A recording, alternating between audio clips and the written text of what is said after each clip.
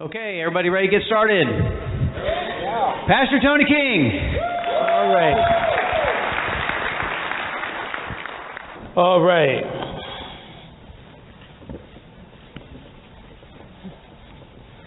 Now, there's been times where you've heard it said, the secrets of the DTC, things like that, and some of the things you'll be doing in there, and some of you ask certain questions about certain things on there, and wanted to know when, what's the date, and the time, and now I'm going to have to say this. In regards to those questions, how many of you can keep it secret?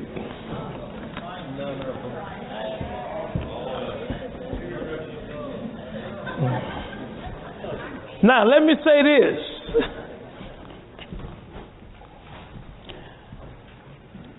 In California, we passed out the banker's consent form.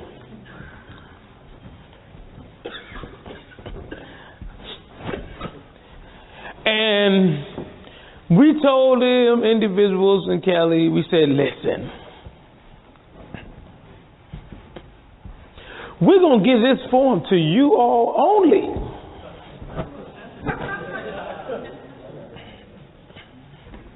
They said, we'll make sure that no one else gets it.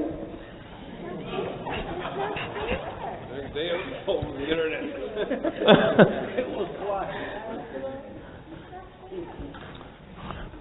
I said good, because if you put it out there like that, it'll be just like when Gene told the people about San Juan, Puerto Rico.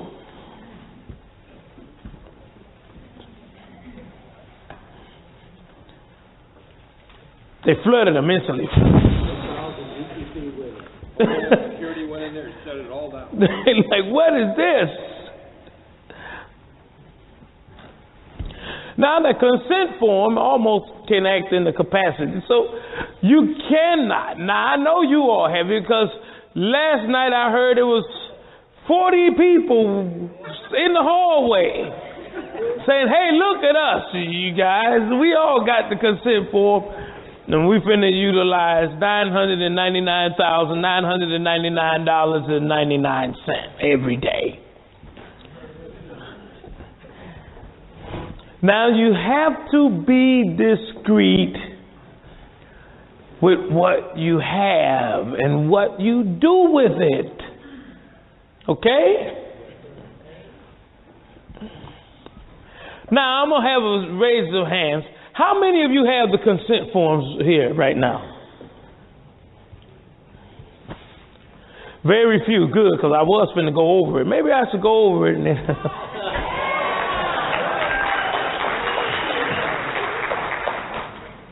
now, I know you spent a whole day filling out a form that takes 5 minutes.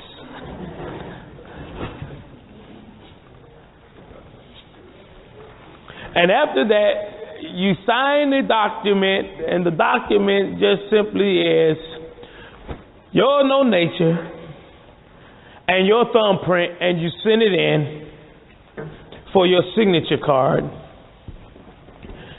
And then you are allowed to utilize your credit card. Every single day for the rest of your life, you can go and empty out every ATM machine that you choose. Now we have an individual in here who signed up for Treasury Direct. Been in here all alone with a legacy card, and no one ever asked him any question. Nobody never asked. I ain't even gonna tell you where he's sitting.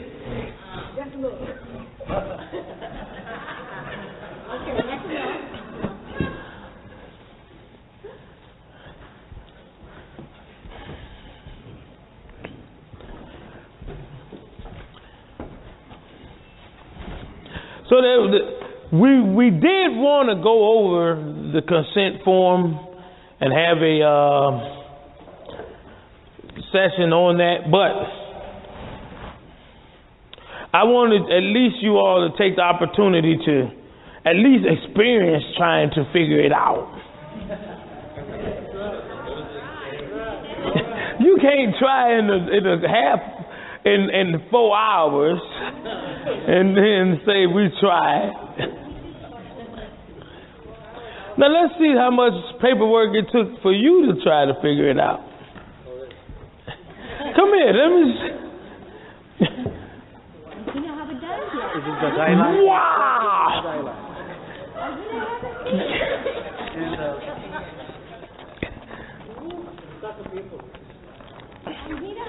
Now let me show something to you all. I don't know if y'all know how Gene reads. Now let me show you how I read.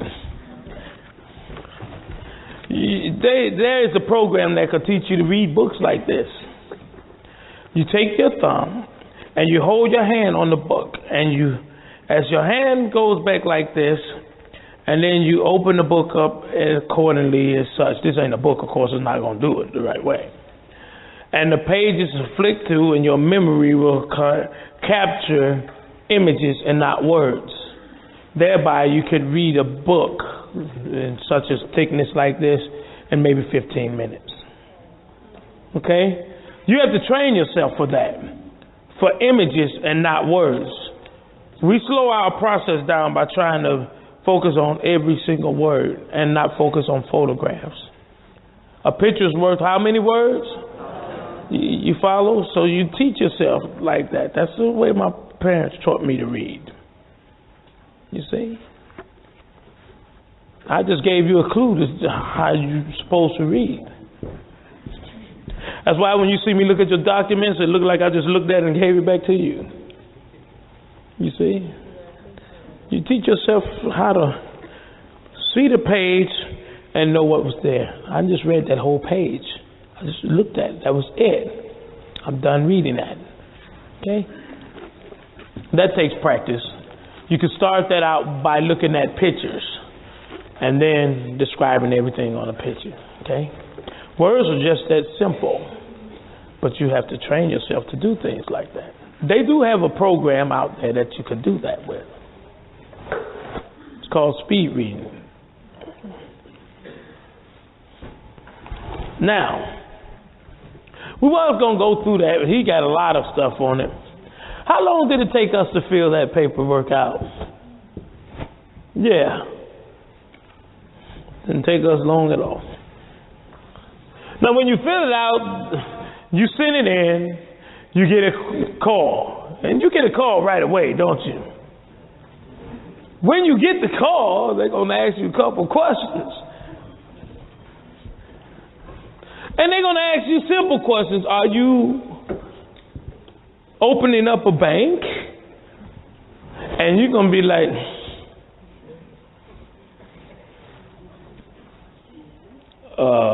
yeah.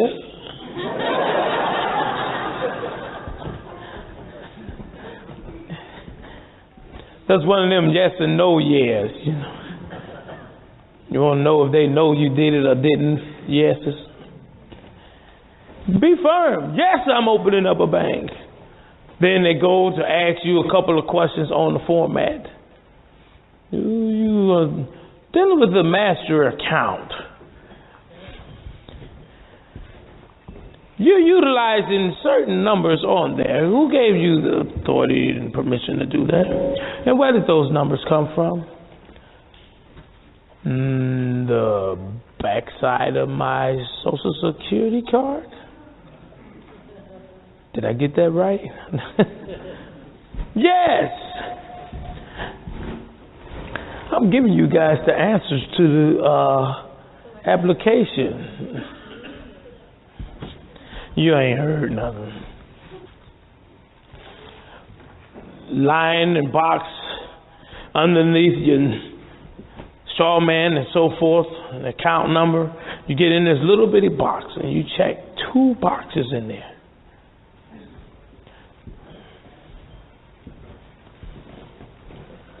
And you do that on every single page except 3 and 4, and you check all 4. I done gave y'all all the answers. And that's it. That's how you fill it out. Done deal. Now, if you'd had your format, your paperwork out, you'd have knew what I was talking about. Okay, now, let's get to the heart of this thing. Maybe one day, after you take the time to look it up. Now, I did fill it out for a couple of people. Okay? Now, here we're dealing with the DTC. You know that this is the Depository Trust Company. The terminology and the word that we're really looking at is it's a trust company. Okay? We want to make noted to you this, that you must punch up for me the CUSIP form information. That you must, in the fact of this, being the trust, and then I want you to look up the wizard form, because I did tell them they're going to see the wizard. You need to know this too.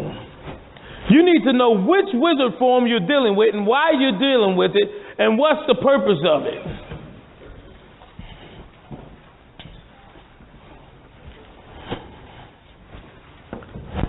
What kind of account are you going in with? How many individuals have their accounts all ready to go? Okay, we still have individuals, and the majority is ready. Those of you who have not yet done this, please make sure that when you leave here, you go ahead, open up an interest-bearing account and a non-interest-bearing account. Hold it. Okay? Make sure you do that right away. Yes. Good question. Just wasn't on the mic. And nobody else could benefit from that.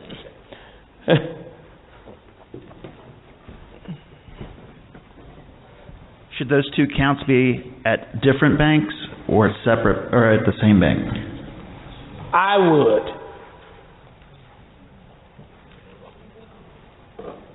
would put them in separate banks. I tell individuals do not utilize the same bank, because I know what the end result's going to be. You're going to bring the wrong account and it's not going to go through.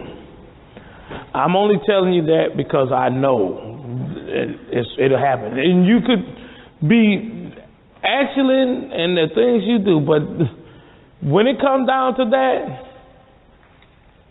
you're going to make that mistake. It's just like the best pool player you've ever seen.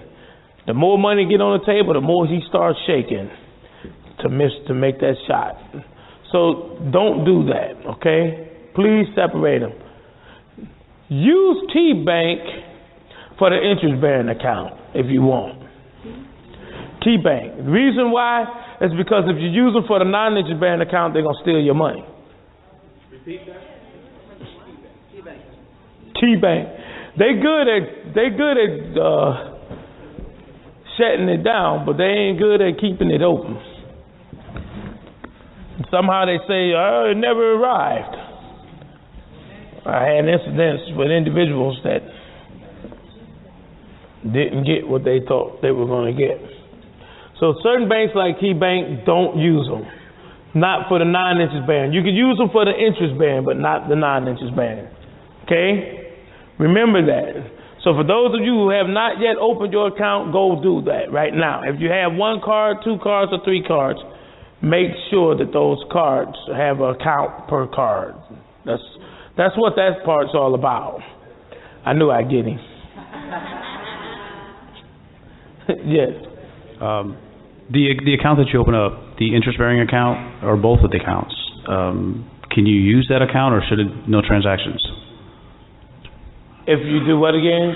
Well, you open up the interest-bearing account. Okay. Say I opened up Bank of America. They're charging $25 a month to keep it open. I only put $75 in. I'm coming to the end of that.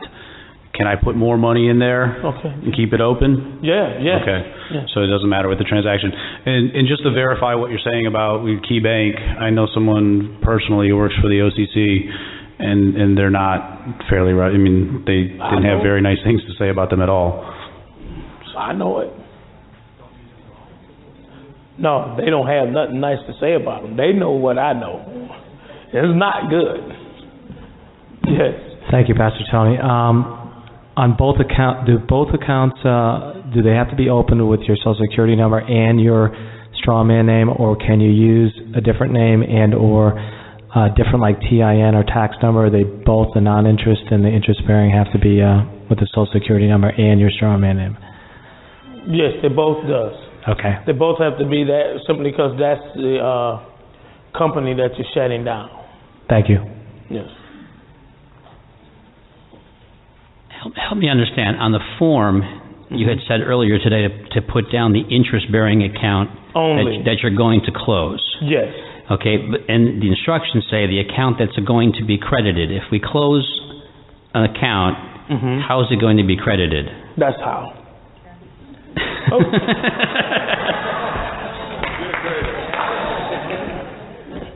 You answered your question. Now let me show you how. When you open up an account, you will carry in $250K on the private side. Okay? That is the FDIC side. Okay?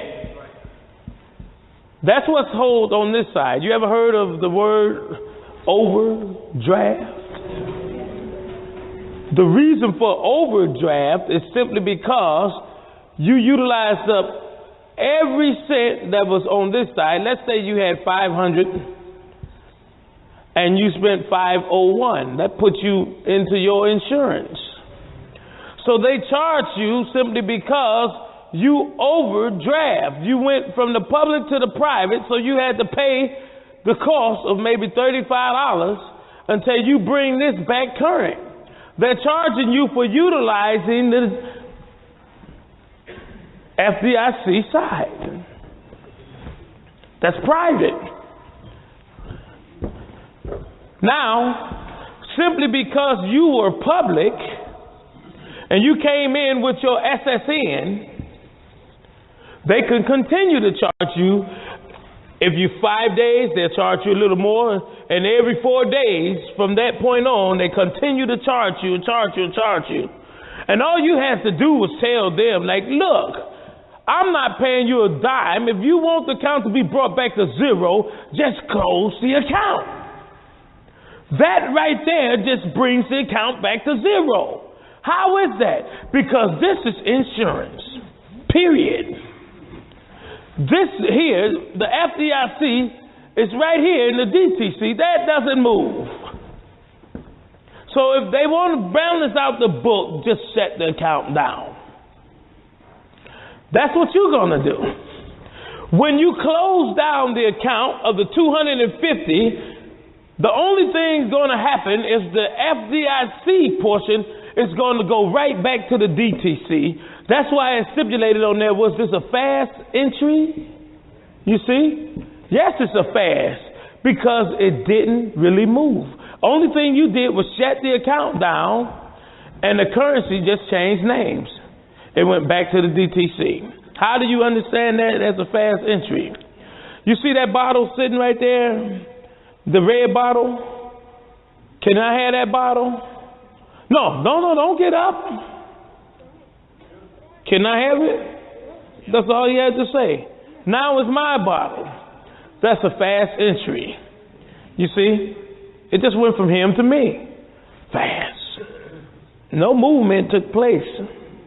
See, bookkeeping entries is really not a movement. The way individuals look at it, like something went from way over here and traveled all the way over there. That's not what happens. You close the account down and the currency just transfers from one account to the next account. That's why you notice on the paper, can you scroll back down before we get to this? You notice it said on there closing date. You see that?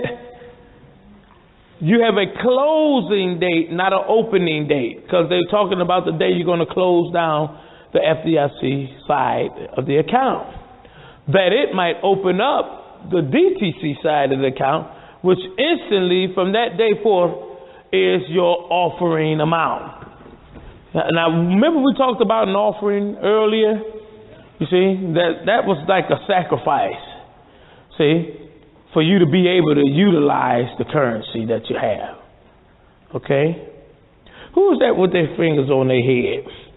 You thinking?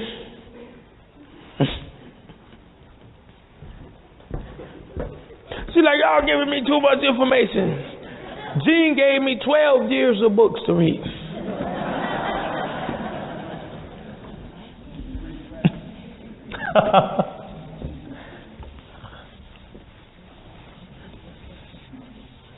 Okay. Next question. Pastor Tony. Yes. Regarding the interest-bearing and non-interest-bearing accounts. Mm-hmm. Just say hypothetically, I didn't do this myself, but... Okay. It was just a friend, I know. Yeah, friend. Someone OID'd the bank that they put the interest-bearing account and open the interest-bearing account. Mm-hmm. Would that affect the outcome, or would they somehow connect that? No. This is what you want to do. When we say don't do no transactions with it, it's not because you could really affect it by putting money in. Because when you close it, I mean, you really gonna get all that back anyway. Okay. But we don't want you to do the transactions because we don't want you to overdraft the account. And then if you overdraft, here you is at the retreat, and somehow you done spent a penny over, you see, or $1 over, now you in the negative. You done just brought the $250 down to 40, you see what I mean? 249, you see what I mean? 99. You see, you don't, that's why we keep saying, don't use it. These accounts that you open up, do not use them, period. Let them sit idle. They're ready to do the job that they're set for. That's all you have to remember. Well, it's not that this individual used the account. They had another account that they OID'd with the same bank. Mm-hmm. So that's okay? Oh, he didn't mess with this account. He just... Right. No. Oh, he's fine. Okay. Yeah. Leave the account for this purpose, only for that purpose only. You'll be fine. That way you know, I know this is fine. Yes. I am asking this question on behalf of somebody else. No problem. I know it was a friend. Yeah, that's it. He went down and got himself an interest-bearing account opened up. Yes. And what the bank did was they checked his credit rating, and they closed it, and they sent him back the check for $100. So what would be the next step for him to do? Good one. Go there. They won't shut nobody down. Matter of fact, if you spend all the money, you try to shut it down, they'll give you more money. Wood Forest. Walmart. Again.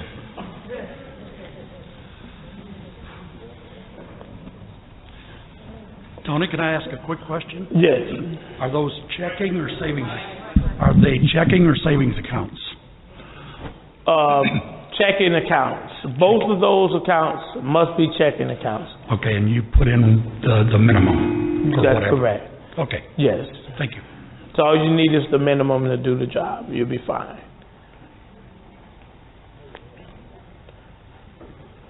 Now, let me shed a little light on some things, and this I always do this to speak all over the room. There was I had an incident where I had 12 individuals going in. Okay? Thus, one individual removed himself, and I just came to find out that another individual had went on a talk show and kind of removed himself. So I ended up with 2 positions of the 12 open. And then at the time, I wasn't thinking about it until I got a phone call today. And I realized I had 2 positions open, but I had already gave one of the positions to one of the warriors. You see? You know, Michael was a warrior. But I still had another position open because one of the other individuals went on the talk show to bash me and did all them things. And he didn't want his position. So that ended up being the second position open. So then, by that being the case, now I have that second position open for the other individual who had came to me and inquired and proved to be a worthy warrior to stipulate and show and authenticate the fact that it wasn't so much about the currency but about the courage. So that position is open for that individual, and he know who he is, and we'll get together and we'll make sure that is done. Now, with that said, I'm going to move on. Now here we have the CUSIP information. The CUSIP information, this form here is a document in which have all of the this is the DTC underwriting department phone numbers. Every number in there in which you want to do is there. Corporate number is there, the way you're going in. Muni number is there, the way you would not want to go in, and then their fax number. Notice, scroll on down. Now, and then you also have this number right here, just in case you think you're double, what they call them individuals, dual citizens. You corporate and muni. I ain't even got into that yet, and I don't want to. So you can be corporate and muni with that. But you're dealing with corporate, so you don't got to worry about this. That's some heavy stuff. Okay? Now, note this.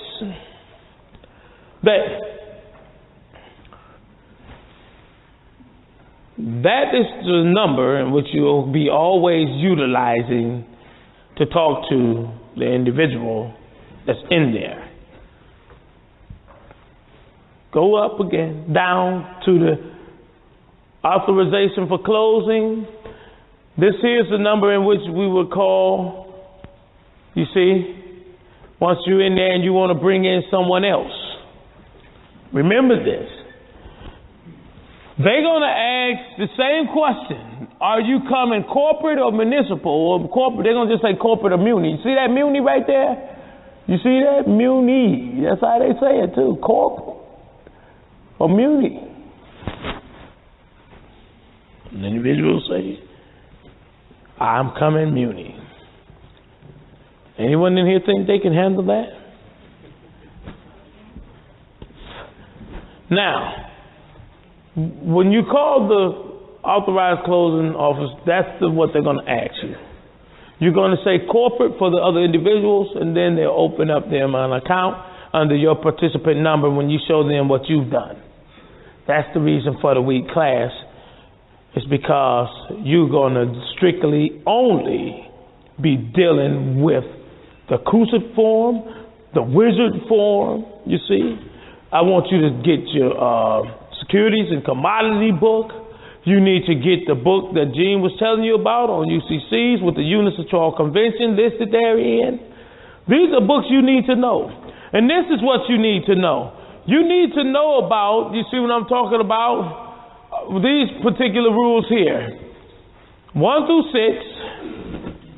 6 under the Security Exchange. You see, 11 through 13. So you all getting a heads up. You see, 46 section 3, 47 section 1, and also 53. No, this is under the Security and Commodities Act. It's a book that you need to get. Okay? And you're going to look all these things up under the Unicitral Convention. You see? Unicitral Convention. If you get the UCC book, it'll have that in there.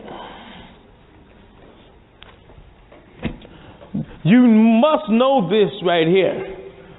Because when you drafting up your checks, these things have to be on there to make your checks able to be cashed. Under the UCC, it's in the UCC book. The Unicitral Convention is listed in there.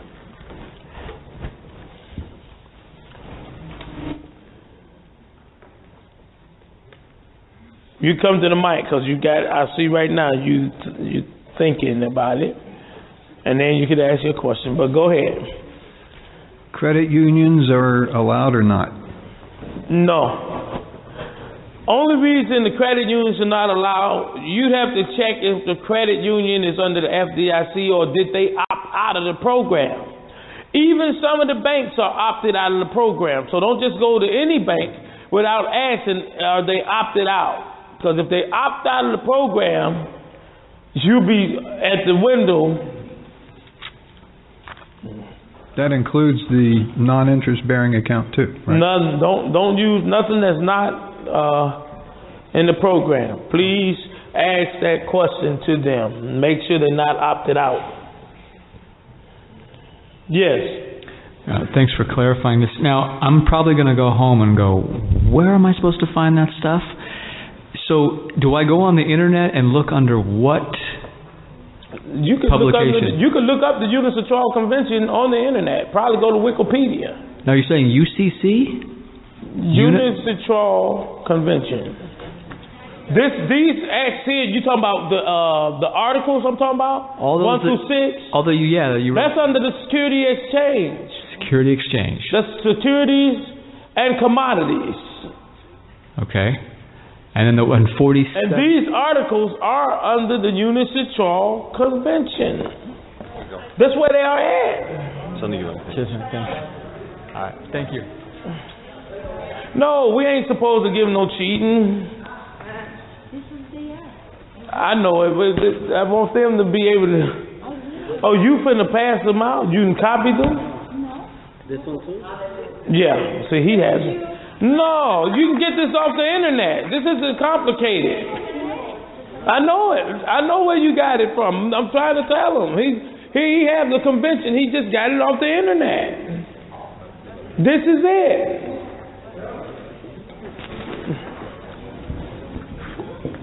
Alrighty, we'll put it on the board. Man, y'all drive a hard bargain. Gene talked about it all week.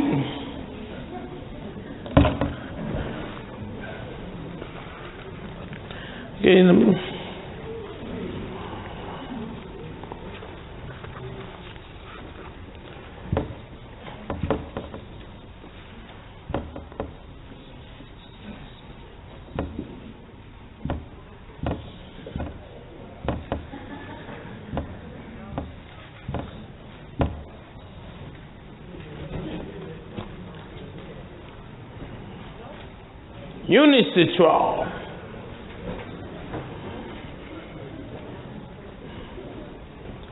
It's not hard to get it off the internet. You punch that up and it will pop up.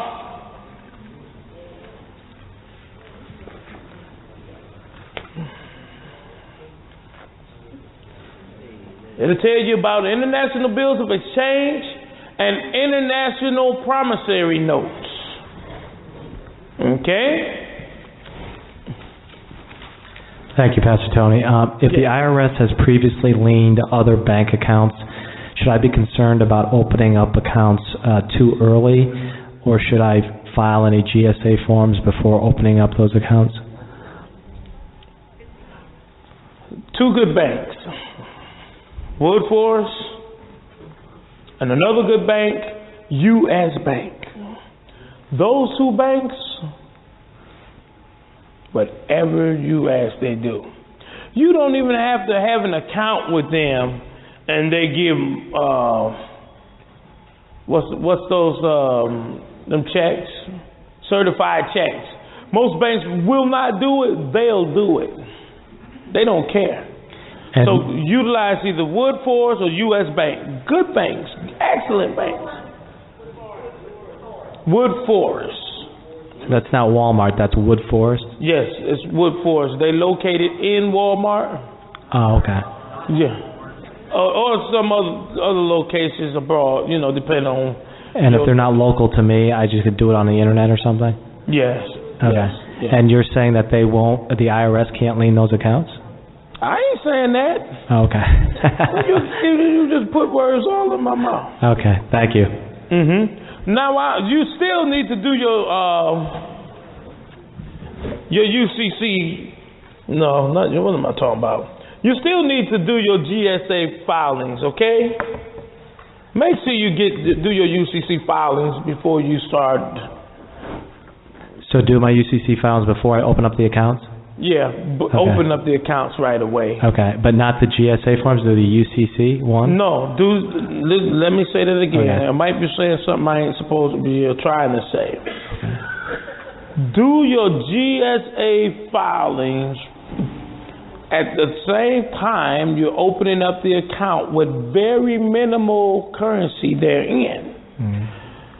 Thereby, by the time they really look and see who it is, it then already went through. And your account is matured. So the 30 days it takes for them to lien you, it'll be the same time it'll take for the account to be matured. And I need to file a 2890 and 91? 2891. And if they don't want to listen to you, put in the 14 series, 1416, 1418, and pay them whatever it is they say they want. Thank you, sir. That's what those would do. Thank you. You're welcome. Hello. Hi. Just a quick question. We wanted to be able to have the UCC handbook just to keep as reference. So I went on to Thompson Publishing. Mostly all the law books are there. But I'm assuming, and correct me if I'm wrong, although the UNICITRAL Convention is separate from the UCC books, will the new editions, the 08 or 9 publishments, include the amendments to the UCC codes as per the UNICITRAL? Yeah, Jane, what's the name of the UNICITRAL book that's in the UCC book? The UCC book with the UNICITRAL Convention listed in it. What's it called? The UNICITRAL Convention is referenced in ULA, Uniform Laws Annotated, which is the master text for the UCC. And it's referenced in Article 3 of the ULA, Uniform Laws Annotated. Thank you. Now that gives and you... it says, what it says in there is that the Article 3 is superseded by the UNICITRAL Convention because the United States, I believe they entered into, was it 1990? 1988. 1988, yeah. Now you see that? What made it supersede Article 3? Because it was international. You see? Yes. All right. This has to do with accepting the birth certificate for value security agreement. If somebody hasn't done that already, would you still recommend doing that, or is that extraneous at this point? It's useless, really. Useless. Yeah. Good. I mean, look what you're gonna have. Where you're gonna be at. No, I just wanted to clarify. I know. Yeah. Appreciate that. You're welcome. Hey Tony, just wondering there, did you just mention something about the GSA forms in conjunction with these accounts? No, he was...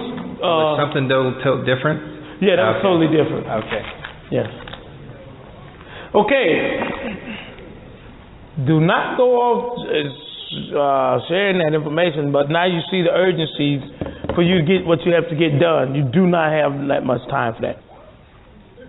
Pastor Tony, question for you.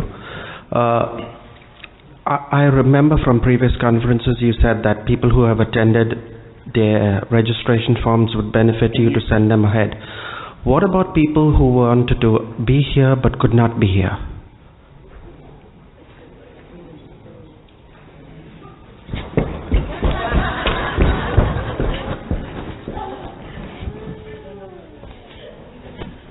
They in trouble? No. I don't know. Can they fill up a registration and send it to you? No. I don't even know what you're talking about. Who is they? I've never even seen them before. You see all this? You know what? I can remember every last one of you all.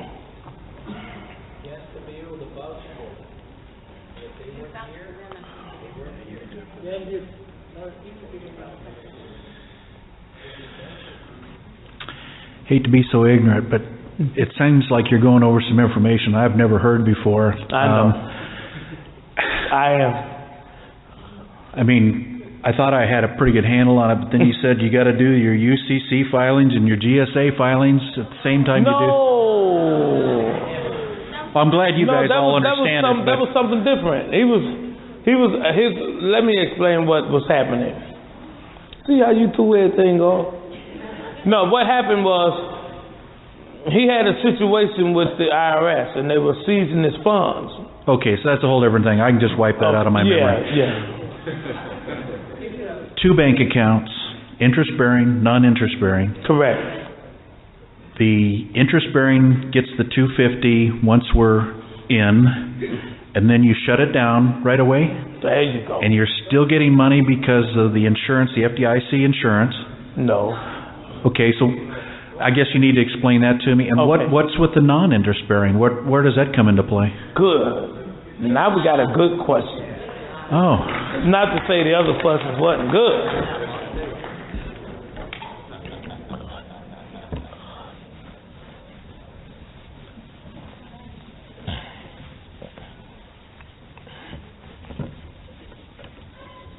Now I'm gonna go through that. Now y'all see, I wanted to go through the CUSIP information and the wizard information.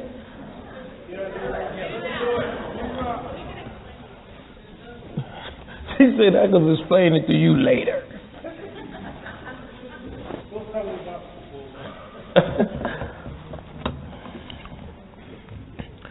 Okay, this account here, really this is the most important part of this right now for you all. That's why I can't leave nobody out. The interest-bearing account, okay? This account here is utilized. The $250 is the offering amount that they're asking for, okay? On the FDIC. Can we scroll down on the eligibility questionnaire form again? Scroll back to the top of the eligibility questionnaire form. Right there. Okay. Now you see where it says up here, it says issue principal offering amount. You see that right there? Issue principal offering amount. That is based upon each one of your Social Security cards that you get. You're allowed 10 Social Security cards per lifetime. Each one of the Social Security cards bear a number on the back. The number on the back is the bond number that relates you back to a Federal Reserve Bank. It takes you right to the Federal Reserve Bank.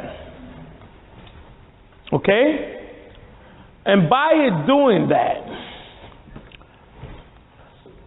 when you take the $250 per card, because that is the offering amount to open up the DTC. Okay? You need $250,000 to open up a DTC account. And you must have handled $1 million in your lifetime. If you haven't done that, forget about opening up a DTC account. You can't open up one. If you've handled $1 million, you're fine. How many people in here have handled $1 million?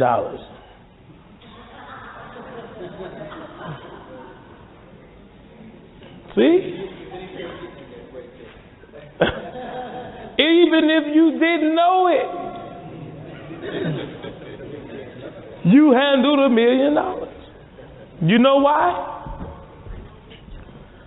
Because in the DTC, you are handling all the time from underwriting, that's why that's an underwriting department, 3.5 billion units. All your life.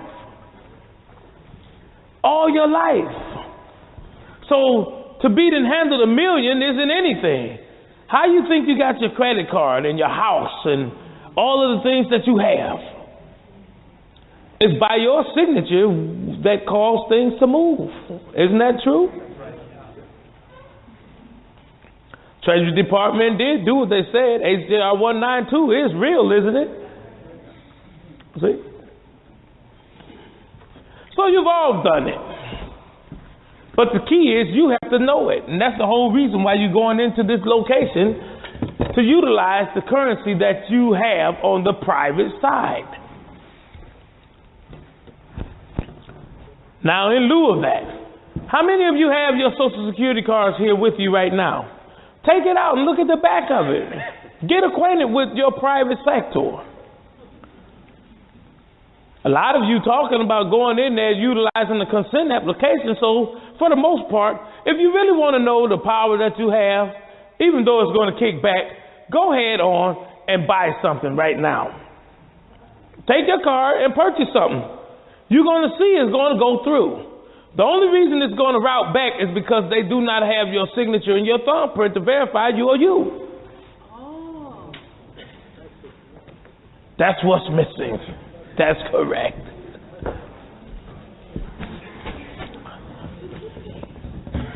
Other than that, you're fine. And that will show you that there's currency in there for you. Okay? Now, he asked a good question. So here you have this particular portion. This part here is an interest-bearing account. Now that means that it is a limited account. You understand? What made it limited? Simply because it only bears $250K. That's what made it limited. Once you use up to $250, it's over with. That's why it's a closed account. And that's why it have a closing date. You follow? Now, when you go see the wizard, you're going to understand that even more. Can we pull up the wizard form while we're still here? And I want to bounce back to this. Now, see, I told you we're going to go through a little bit more. It's going to get a little bit heavy.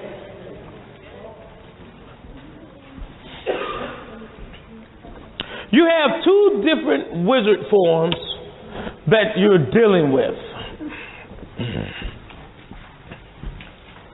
One of the wizard forms is the Trade Payment Wizard International Documentary Collection Against Payment. That's not the one you want. You can't use that one to enter in to the DTC. You see, you need the acceptance wizard. Because it will not be upon payment, it'll be upon acceptance. Acceptance is the one that's right from the beginning. Okay?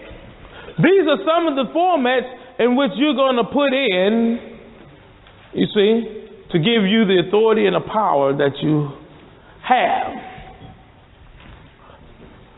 You'll notice on the documentation it has the date, you see the month and the year. Who is the drawer on the instrument? The drawer, the customer, the seller. Who is that individual? You see? A draft is done by the drawer. And a drawer summons to the drawee. The drawer just so happens to be the surety.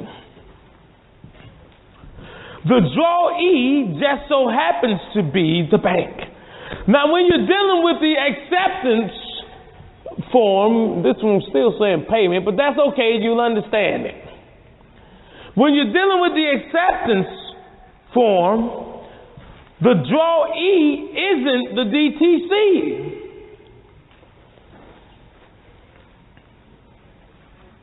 See?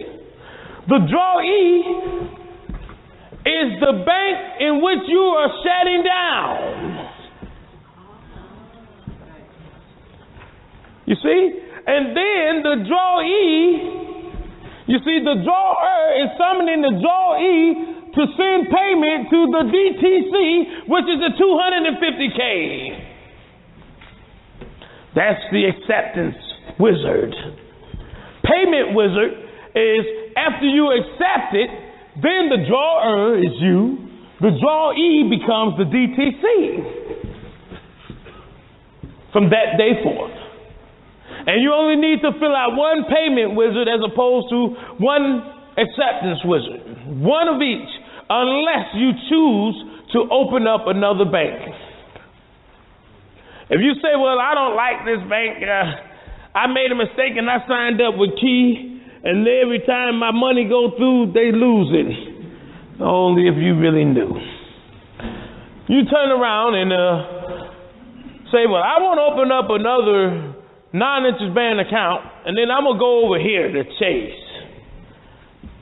Well, I'm going to go over here to Bank of America. I'm going to go over here to U.S. Bank. U.S. Bank is a good bank. I've seen them, and I know for myself. They help you even if you all messed up. Got 2 broke legs and no arms, and your head cut off. They'll help you anyway. You don't even have to be a member. So I am saying this, that I'm vouching for them. For some odd reason, that's a hard one for me to vouch for any bank. And that one, they got thumbs up. That ain't to say if a whole bunch of individuals start going in there, they might start messing up. So now you see how this is done. If you choose to change the bank at the time, you still can. Okay? You can turn around, change the bank to another bank, and then you have to put in another payment wizard form. Okay? For the new bank that you're going in with, because now all the currency going to be funneling through there. It's called the portal. Don't you know that when you deal with the number that was on that documentation when it said call the NASDAQ, when you call the NASDAQ and when you call the number that's on that form, you're going to talk to Grace, and she is the portal person. She's going to give you some grace. She's going to pass your documents through, you see, from one to the other. Now, I could say this to you, too. This is how keen this is. How powerful this is. You do not have to utilize the bank, the non-interest bearing account. You're beginning to catch on. For those of you who will not bring 2 accounts to the retreat, because you're still going to get your very first check the next day. So what will you have to do when you leave? Go to the Federal Reserve Bank on the back side of your card and cash in your check. What am I trying to tell you here? When you leave the first one, it's going to be done for you. You have a number on the back side of your card. They put F, that's Atlanta. They might put D, that's Cleveland. You might put C, that's Philadelphia. You see what I mean? You might put E, that's Richmond, Virginia. You see what I'm talking about? So your very first one that you get, you might have to go to that particular location and cash in your very first IBOE. You see? Because it portals from the DTC to the Federal Reserve Bank. From the Federal Reserve Bank, it goes to your bank account that you opened up, be it a non-interest bearing account. That's how it portals through. Okay? But simply because I'm not going to allow you to bring the non-interest bearing account, you're going to have to go and pick it up yourself on the first time. Simply because we want no mistakes. Otherwise, you just choose not to at the time accept it, then that's on you too. Okay? I'm talking about the very first one. You can wait and, you know what I mean? Because you don't want to mess the very first transaction up. First impressions are everlasting. You get one shot at this with me. You can get another shot by yourself. Maybe with somebody else in the group. I'm going to do this once and I'm done. Okay? So it's important that from the retreat, when we go from there, I'm going to tell you something. And don't tell this to nobody else.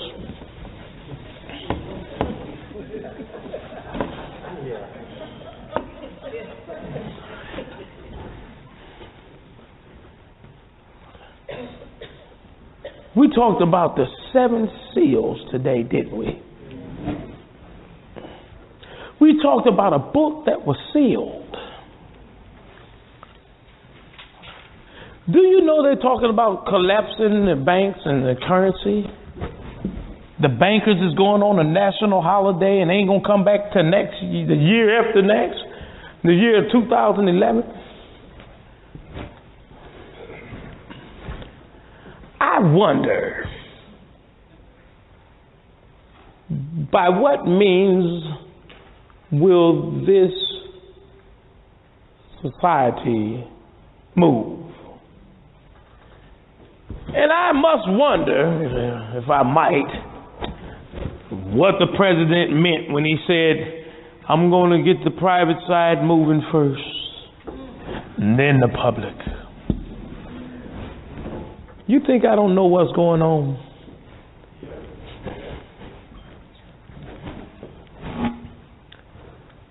I done told you over and over again who currency was.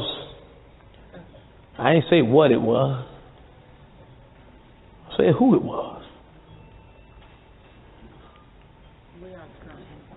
There ain't no mystery to me why this thing is the way it is. And why I had to do what I had to do. I took y'all a little bit further than things you need to know. But let me share this with you before let me get him down, because I don't know everybody could stand up like me 24 hours a day. And shoes. That's why I try to get shoes that's comfortable.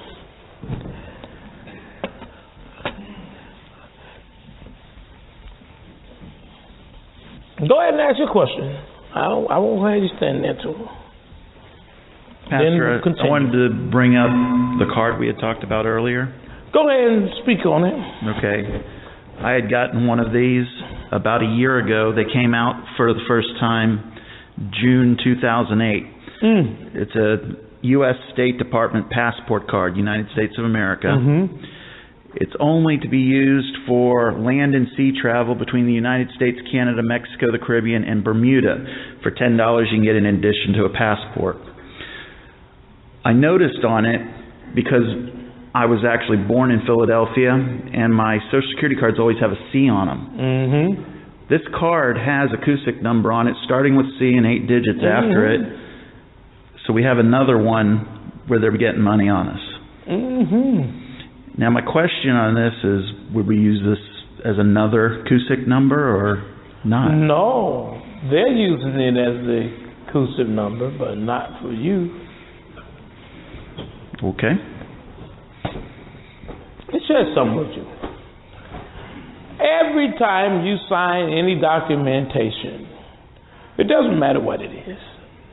Whatever documentation you ever sign, they collect on it. Your signature, how much? 1 million. Your social, how much? 1 million. By the time you are done, how much? 2 million. Now you done heard us speak this weekend about the Circle 750 and talked about the 7th Circuit Court, showed you how the 7th Circuit Court was listed in there with the, see what I'm talking about, the Chicago Board of Trade, what they doing in there, and then talked about how they always also was connected to the U.S. Treasury Department. What are you talking about? A court connected in all these aspects. What's going on? You see? See? Go ahead with your question. Pastor Tony, is it hard to get in one of the Federal Reserve banks? I mean, there's so many guards outside. Do you just walk in? You know what, let me tell you. You know what's funny? 70 guards, which one you go to? Atlanta. Mm-hmm. Yeah, I don't know how yours is like that. Where we had you must the went at the wrong time of day. They must have been doing the parade or something. No, it was when we were there in Atlanta for the seminar. Oh, that's why. No, it's not normally that way. It's because you were there, right?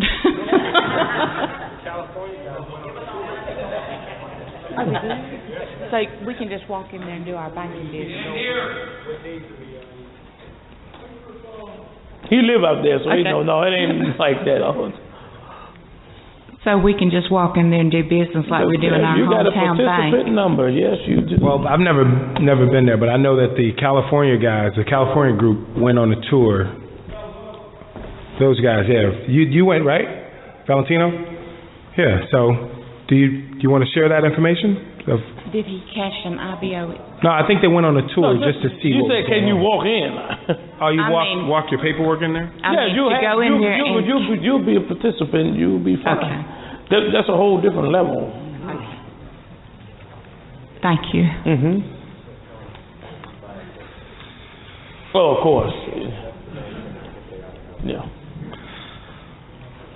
Yes. Pastor Tony, is membership into the DTC for international people, Canada, United Kingdom, Australia, Asia, open before December 31st or after December 31st? No, it's now. Okay. When you have a participant there, you don't have to wait like that. You see what I mean? Two questions. One regarding the Social Security card. First one received was at 16, lost it, have no idea where it went. And then the red numbers only came in after a certain date. Do they start counting the 10 from the beginning with the old one? They start from the red ones? Yeah. Okay. Second question regarding, I understand now about the interest-bearing account and how that's going to work. The non-interest-bearing account, if we have multiple cards already, do we need multiple non-interest-bearing accounts? We just if use you go one? in the beginning with more than one, you need 2 per card in the beginning. Okay. Just to keep it clean, just separate. Okay. Now, you did ask a good question. I'm going to respond upon that question in this capacity. You have a card, you lose the card, you see. And when you do that, now you only have 8. You only allow 10 in a lifetime. And you lose them. So, you're never able to go into your ministry like you're supposed to do. You see? You know when you was 18 years old, didn't that make you legally competent and a full age? How long was it that the Messiah you see, was supposedly off the scene. Now, I could tell you what took place, but how long was he supposedly off the scene? 18 years it was about, huh? And then he appeared back on the scene at the age of how old? 30, and he went into his ministry for how many years? 3 years. Now what am I trying to show you? When you turned 18, you was of legal age and fully competent. They tell you that on all documents. And at the age of 18, you were supposed to go into your ministry and collect upon your Social Security cards. You allowed 10 cards a lifetime, and you can only get 3 a year. So what does that mean? If you went into your ministry at the age of 18, you allowed 3 cards a year, it would take you 3 years in your ministry to collapse the account. The same way it took him 3 years in his ministry, it'll take you 3 years of your ministry. Thus, that would make you about the age of 21. Then they say that's when you see what I'm talking about, able to go to bars and everything else. But you got to understand that 21 was just 2 plus 1 that equals 3, representing the Father, Son, and the Holy Spirit. I hope you guys understand and catching on what I'm telling you. Because if you knew anyone who had maybe 4 of their cards, they can continue collecting their cards, and they could walk right up to the DTC door and pull their BC right to the forefront. They do not have to wait and go through any application at all. If they collect all 10 of their SSNs, they could collapse their own account with no paperwork.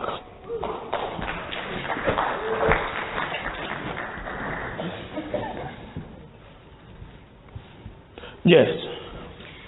Dear Pastor Tony, I think I heard you a few times talking about recently of how much your mother doesn't want you to do this and so on and so forth, but you keep saying that it's necessary, and I'd like to know what is behind. What is it, to help the economy? That is, can you expand on this a little bit? Yeah. When you say it's necessary for it to happen. Because, let me share this with you. Miss up close and personal. No. What do you think? Now notice this. How many people you know? And that ain't to say that they're not out there. And they're not out there trying it. But I was given a window to do what I'm doing. Some things I can't tell you in its totality at the time. Only thing I can tell you is the things that I've overstated. But I can tell you this, that there are not many people out there, and actually at this time I'm the only one that's allowed to do what they told me to do. The only one allowed. Thus, others, once they get a participant number, is allowed to bring in individuals, but they will not ever allow anyone to bring in the individuals that they're telling me I could do by the masses. 5,000. And they're going to go on a national holiday, not the DTC. They're still going to operate and function. But in order to have the economy move, you got to shut it down. Somebody got to prime it. I wonder who that'll be.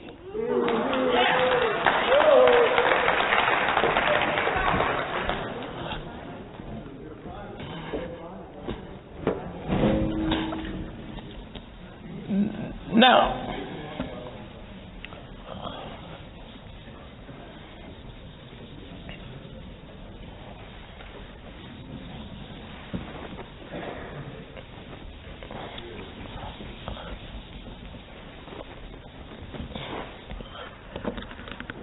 I'm one of the forefronts.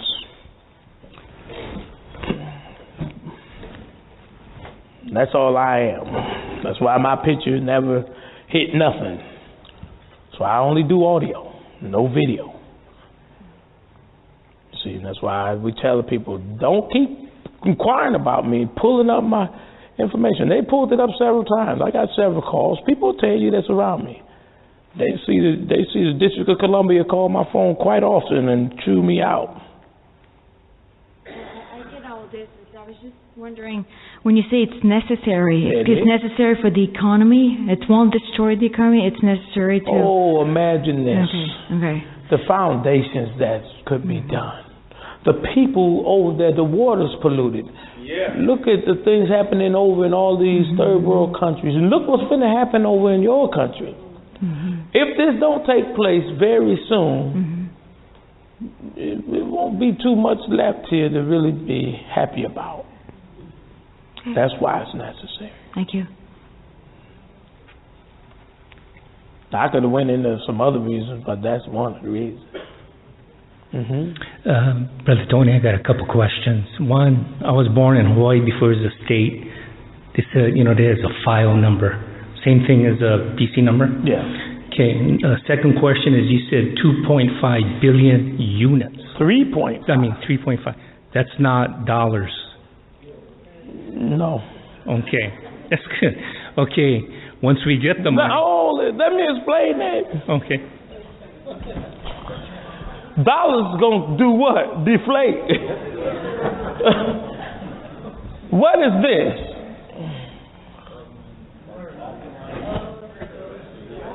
Units of what? Does it ever deflate? True currency does not ever deflate, nor does it inflate. It always stays the same. Remember that. That's why when we were showing you the Red Fox stamp, we were trying to show you that US on there was units of silver.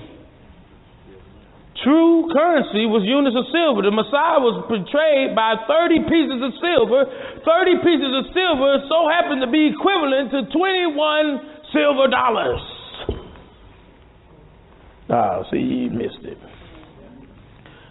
You can take 21 pieces of silver and purchase the United States.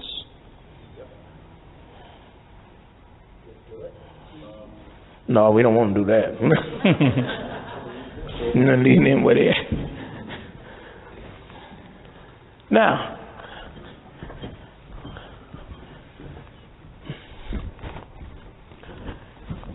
you notice in a DTC you have units too, don't you? Ain't that something? No dollars. Okay.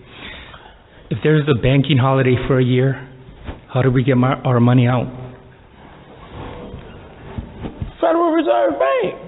So we go directly to. But you're going private. Don't forget that. There's a private transaction as opposed to a public transaction, and all of your transactions will be done on a private sector.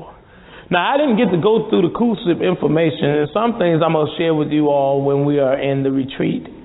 A lot of need-to-know things, a lot of things in which you'll be able to collect upon your currency, a lot of things in which you'll be able to utilize your drafts to do that I really am not, it's nowhere in the world. It would take really more than 7 days, you see, for me to go through it. But it's just going to take 7 days to try to equip you and prepare you for where you're going to be and get you your very first start, you see. Okay, the last one is, at the end of 2007, we're telling all of our old clients to get money because there's going to be a banking holiday either the last week of 2010, January, to the first 2 weeks of February 2010, so just have cash. Now, I know where I got my info. Where'd you get yours? Need I name people? No. Can you keep a secret?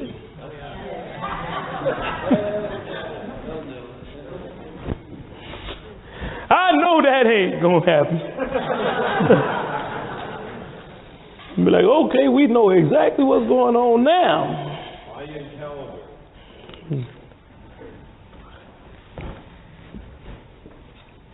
That's good. You're fine. Yes. The day of the retreat, is that day that we talked about? That's the start? Or is that the end? That's the end. Okay. Thank you.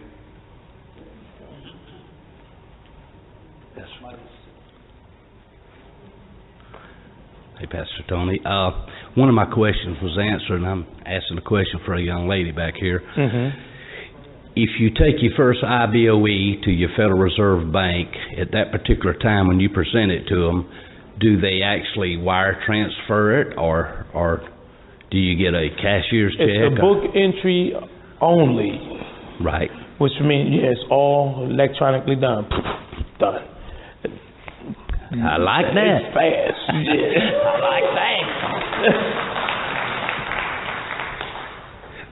Pastor Tony, I was going to ask you, as far as the paperwork that we've put together, I've kind of held on to that. Is that what I'm supposed to be doing at this particular point in time? Yes, you are. So everything's fine. Okay. And you remember this.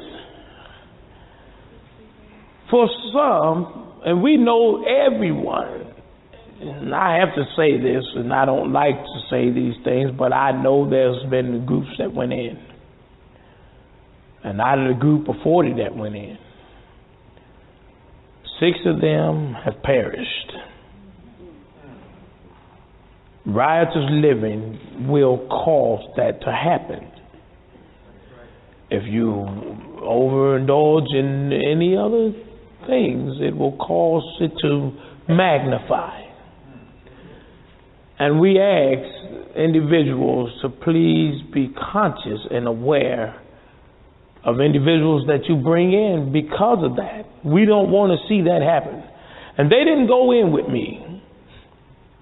They learned the process. They went in by themselves. They took a bargain, and the bargain that they took ushered them in to a whole lot less, but they felt that would be okay to live by. And the ones that perished, it's the ones that we would have thought never would have did the things they did. And the ones that didn't, it's the ones we like, he took him in. But nevertheless, our hands, it says they are. And we say what we say, and we tell a person from the heart, please be sure that whatever you are holding on to that's calamitous, if you don't feel that you can let it go, and it's some type of habit. You know how people utilize the word habit. A habit is something that you find yourself doing over and over and over and over, and you can't stop. Well, you can stop, but you just don't stop. You know, that's a habit. Try to break those things before you go to this kind of place, because whatever it is you do, it's not going to do nothing more than but magnify it. Look at Mike. Said he was drugged to death. They not calling all this stuff. You see, money can cause some bad things to happen to people. You see, so. And I'm going to tell you the truth. The reason why I was beginning to put forth the consent form, because I was going to see if a lot of individuals was capable of handling $1 million a day. And if they couldn't handle that, what would have been the point of them handling this? You see? So I was going to share and teach them how to do that. Teach them how to utilize that form. You see? And see what they do. So that's what I was going to on that other form. So I'm on the right. I get the drift here. It's prepare, do your book work, grind it out, get all your ducks in a row, and we do what we do when that day comes, right? And then regarding, say, these Social Security cards, if you have one that you've kind of had for like 15 years, is it safe to say the first one that they would use would be the one you possess most recently? Would that be of a more seasoned character, as opposed to maybe or potentially getting a brand new one that would be new? Does it have any weight as far as the card in and of itself on activity or anything like that? No. Doesn't matter. So 3 a year is okay. Yes. Hi. Careful, watch your step. What would be the advantage of joining the DTC over a TDA, if any? And that depends on the foundations, and some individuals here have inspirations and foundations to help in a more greater, grander scale, where even $1 billion isn't enough really for what they're trying to do on a global wide scale. Sure, I completely understand. I mean? Yeah, I do. The difference I see though is that if there is a limitation on 10 cards, is there a limitation on a TDA? No, that's just what you're utilizing day by day by day, and it's only coming off the interest. Sure. Out of the DTC. Okay. You see? Yeah. Yeah. That's what I mean. If the Treasury is set up to organise and use it for you, what's the advantage of going in rather than utilising the Treasury when they're set up to do the things? Utilizing your IBOEs? Yeah. Yeah. That's what I said, yeah. That's the advantage. You can utilize more at once as opposed to a little bit. Thank you. Yeah. Get a lot more done that way. Pastor, are you saying we have to actually go to the physical location of the Federal Reserve Bank for our Now, see, he's trying to open up and tell how you're going in. No. I can't tell that part. I did tell it before, didn't I? Okay. All right, but I don't want that on every CD because we're doing that a special way. All right. You've talked in the past about changing dates because you didn't want to have all these people converging on the DTC at once. Are we actually en masse going to the DTC 3, 4, 5,000 strong to that location? Now, he didn't just ask the same question. You a good lawyer, that's for sure. Well, you're... Yes, you is. Okay. En masse, too. En masse, all right. And when are you going to disclose when the retreat and the actual closing is?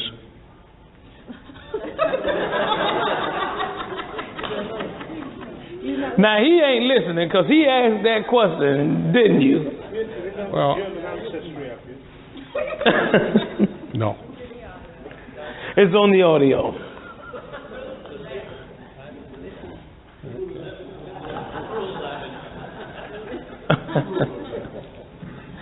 Yeah.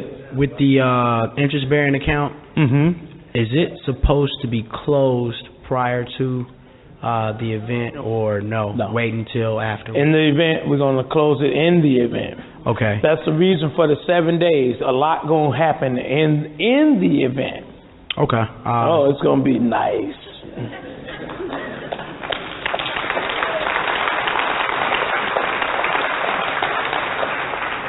Second question, the guy, I think 2 guys before me, he said something about the TDA. What exactly You're talking about does the banking that mean? thing that everyone's doing? The consent? I think you were addressing as a consent. Okay, I just want to double check that. Yes. Just briefly. You mentioned about the Wizard acceptance form and the Wizard payment form. Yes. The DTC is the drawer on the, if I have it correct. You're always the drawer. The only difference would be between the drawee.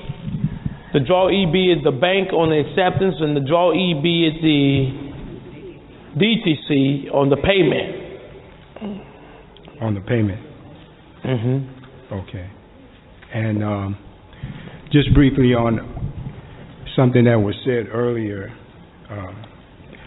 As you said, if we understand what's going on here,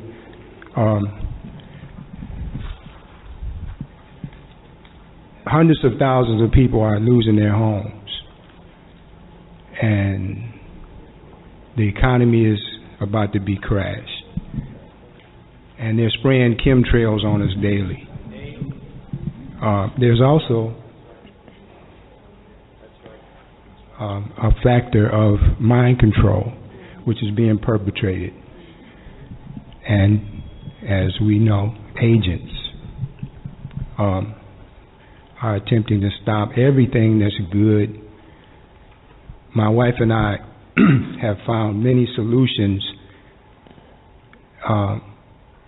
and we've always found that with those solutions, true solutions, there's always been some factor of disinformation involved. And people, unfortunately, some individuals trying to discredit and devalue the people that are involved in it, which is what we see with the emails. But if you don't see that what this is about, you don't see that this man is divinely ordained to do what he's doing, then maybe you need to go and check with your Creator and with yourself. And you'll come up with a better answer. You won't be asking these questions about why it should be done.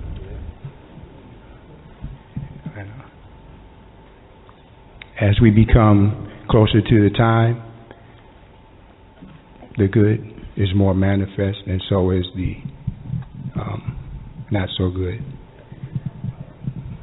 So that's it. I think everybody here is blessed to be here. We all should be seeking this with due diligence, and we should be grateful to the Creator, grateful to this man right here, because he's been put in a position to do what he's doing, and he's standing up to do it. So that's all I have to say.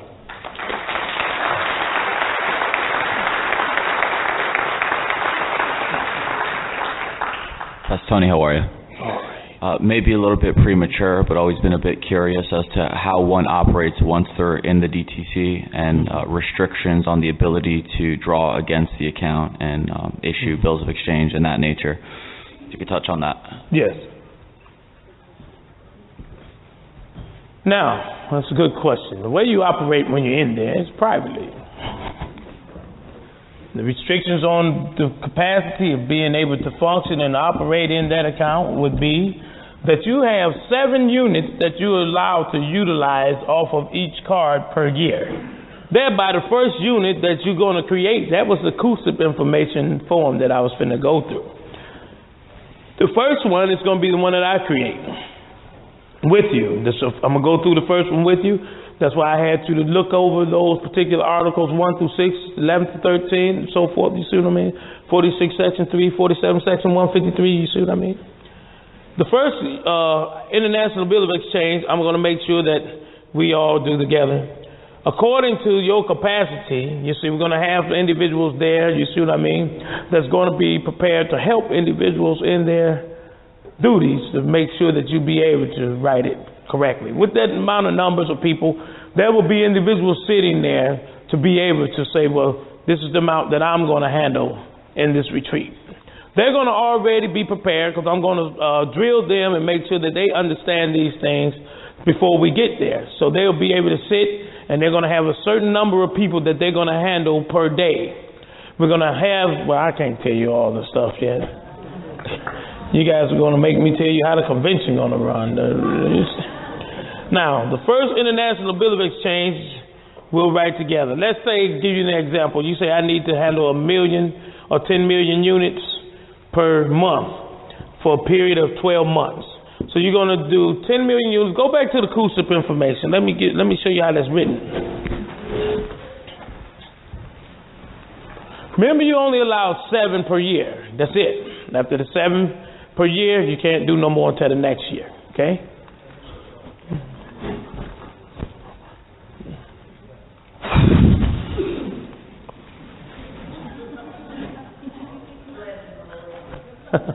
Now, you see the CUSIP number information you'll have in this particular box.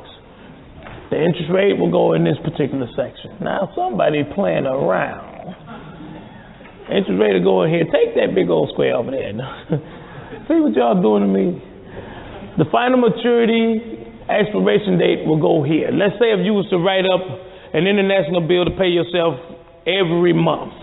So you got 12 months to pay yourself at $10 million per, okay? And the expiration date of that, if you started it today, from today to the next year of the same day, you'll pay yourself in increments 12 times.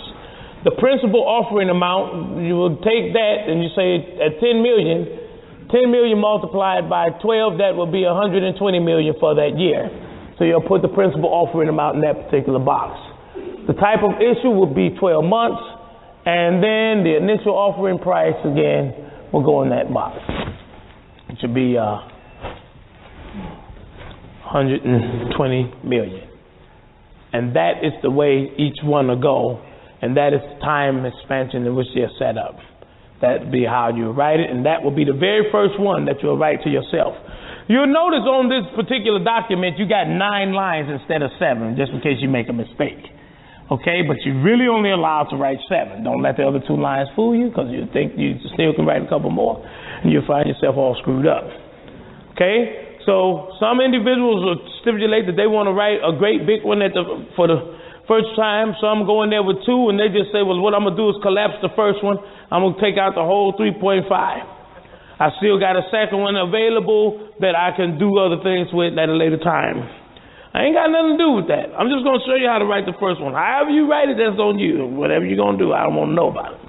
Okay? Now, you got 6 more to write. You'll know how to write it. It won't be complicated.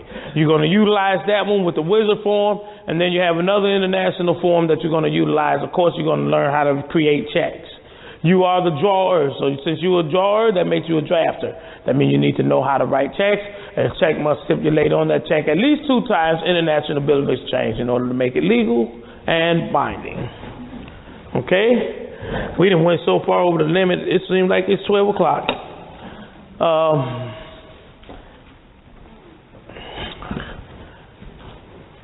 Go ahead, you can ask your question. You know, the question I had is very simple. I understand that for us it's overwhelming, all this information, and we have to pinch ourselves to know this true. But I remember in the Bible when Nebuchadnezzar had a big place, and he say, "Oh, now, okay, well, I had a lot." And my question is that we need to go to the retreat with something in our mind, because you know, none of us here had $10 million. $10 million is $10 million. And what we will be doing, we have to have a mindset and understand that the war is in the end. And then a lot of people, they are perishing. A lot of people need help. That we need to think really what we want to have with that money. That's right. Because $10 million, I can buy a beautiful home, hard car, help all my family, I still have less money left. Mm-hmm. And what happened when I die? This is an opportunity that God put into us to help people that are perishing. Right. And that's what I want to know, if we can go with something right and something in the mind for what we will be doing with that money. That's right.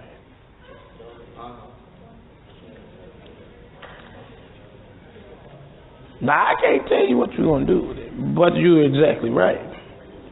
You do need to think of some type of a foundation or something in which you will be able to be responsible for. And if you don't have one, go look up someone who does, because it'll help you help them. You see what I mean? Even if you have no foundation or nothing, look up someone who does. Ask someone. Look in the community. Get your book and look up foundations. See a good one that's really doing something that maybe might interest you, that you might feel necessary to fund. You see? And you're not doing it just so you can say, well, I want to kick back or this or that. You're doing it because of the genuineness of your heart. That makes a greater difference. Yes. Is that 7 IBOs per card or per year? Per card. Per card. On the foundation side, my background is trust and estates. With the Panama Foundation and the way they set those things up, could we set that up before we go to the DTC and have our funds foundations there? could be already established even right now. Okay. And then it's just ready for you to fund it. Yes, you can. Yes. Very good, thanks. You do not have to wait on that. You can already start the ball rolling now. That way, when you get where you're going, you're not starting to set up and establish. It's already established. Now it's just ready to go ahead on and do what's necessary. Okay. Yes. All right. The funds that are coming from the DTC, those are private funds, correct? Correct. Okay. So realistically, how much of these private funds will we be able to monetize into the public? Yeah. All of it? I mean, I wouldn't want to. Okay. Especially dealing in foundations and things. Right. I wouldn't try to monetize too much currency and flip it all over like that. That wouldn't be. First of all, it's way too much. Oh my goodness, Right. But yeah, you could, but no, I wouldn't. Because you wouldn't be able to function the way you want to function. Will you have examples of maybe some structures that would? Yes. Oh my goodness, yes. Hi, Tony. You mentioned as you approach the D-Day that situations will worsen with respect to... I hope not. Well, my question to you is what tips can you offer? Because let's say people are being approached by the FBI or photographs are being taken of their vehicles or things like that. Do you keep a low profile or what do you do? Do you go in hiding? What do you recommend? You should be low profile anyway, and try your level best to just stay as quiet as possible. Okay. Don't get yourself caught up in all the battles and the calamities that go out there, because that don't do nothing but ginger strife. And we're not in this for that. We're in this thing for a reason and a cause. We don't want to harm nobody. We just want this thing to go through smoothly. You don't never see me on the internet because I don't want to be there. It's not the place to be. I don't care what they say. I don't care what they do. I'm not into that. Okay. I just say this. Just shh. That's the best way to be. You don't go into their jurisdiction and try and resolve their issues. For what? That's not my job. No. Jack Smith recommended, resolving an issue by going and approaching them. So I didn't know there's two conflicts of interest here, and I didn't know. He's talking about something different, though. He ain't talking about this. Nah, that's not what Jack is talking about. No, I understand. But if you get approached by anything, you just don't answer. You don't go into their jurisdiction at all. Don't enter the contract. Yeah. You see? Yeah. Thank you. Now, you might be talking about something different, and I'm answering a whole nother level of questioning. I know what Jack talking about. Jack talking about courts and all them other things. And he's right. Certain things you do, certain things you don't. Where I'm at and with what I'm doing, I must make sure that I stay silent for what I'm doing. You see? To make sure that this goes through right. I do my level best. You see? Yes. Hello. I'm asked to ask this question. Does one need to have a trust or a foundation already open and available to manage everything? Yeah. Okay. We're going to go through that. All that's going to be covered at the retreat. Okay. Thank you. I apologize before. I never had paper ready, but the death certificate, if we could just quickly go through the steps. It was a death certificate required, social security number, eligibility form. Yes. Sending it to Washington, D.C., DTC, and the IRS. What was the first one? Send it to Washington. Washington. Where and what in Washington? Who handles all the records? Who handles all the records? Oh, okay. I'm sorry. Okay.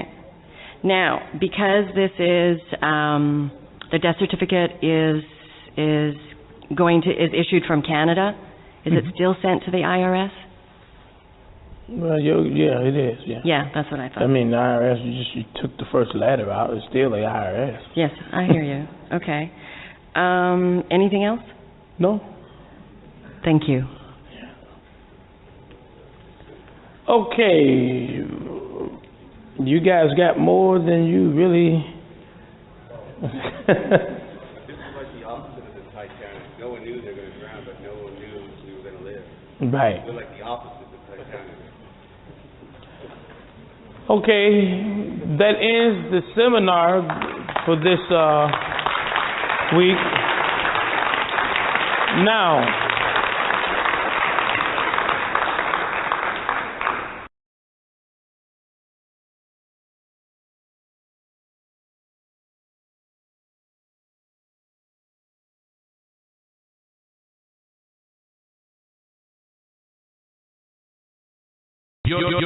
You're listening to Yusef L. on the baddest radio network on the planet, High Frequency Radio.